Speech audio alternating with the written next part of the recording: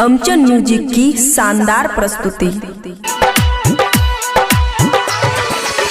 पटना के पायल दरभंगा के लहंगा,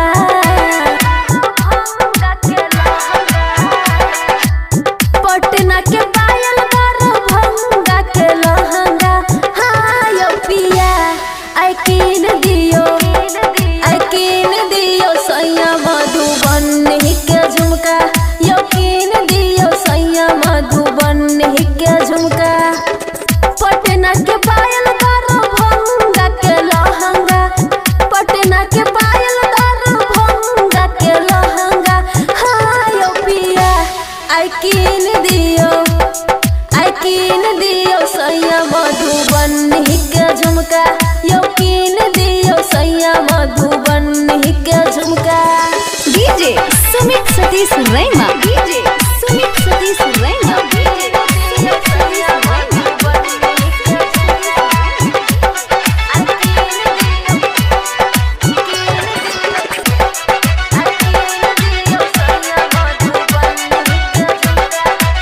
mix by Aman अक्के।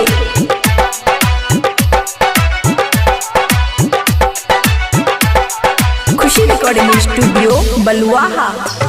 मिलल छै सैया आजादी यौ ननद के छियै शादी यौ, डीजे पर करबै खूबे डांस यौ।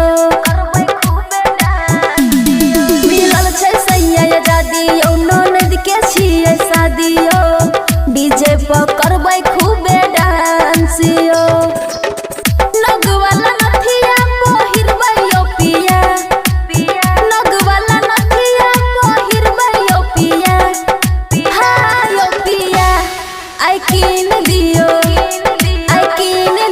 सैया मधुबनी के झुमका, यो कीन दियो सैया मधुबनी के झुमका। DJ Sumit Satish Raima, DJ Sumit Satish रैमा।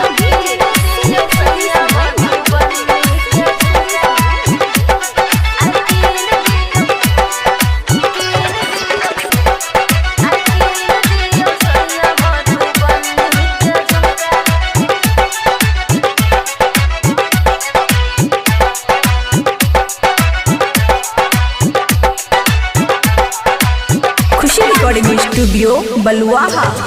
पिया इंदर अकेला यो करू नहीं कोनो झमेला यो, लागल छै मनवा हमें आस यो।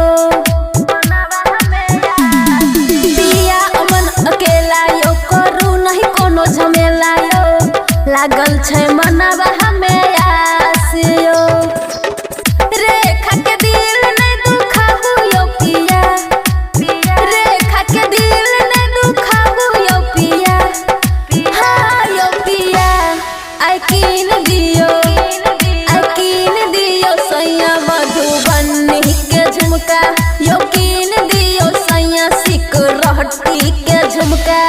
खुशी रिकॉर्डिंग स्टूडियो बलुआहा।